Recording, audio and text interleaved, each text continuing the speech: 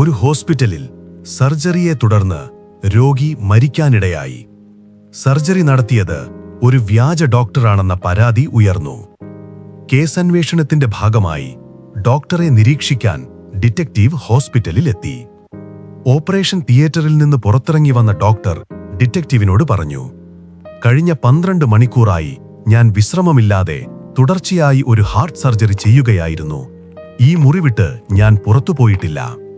ഇത് കേട്ട ഉടനെ ഡിറ്റക്റ്റീവ് പറഞ്ഞു, നിങ്ങൾ നുണ പറയുകയാണ്. നിങ്ങളൊരു വ്യാജ ഡോക്ടറാണ്.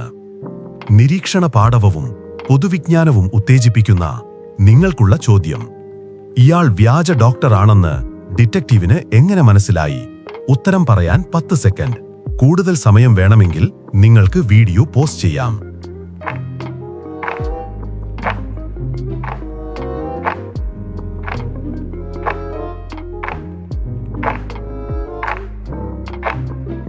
ഉത്തരം, ഡോക്ടറുടെ കൈ ഒന്ന് ശ്രദ്ധിക്കൂ.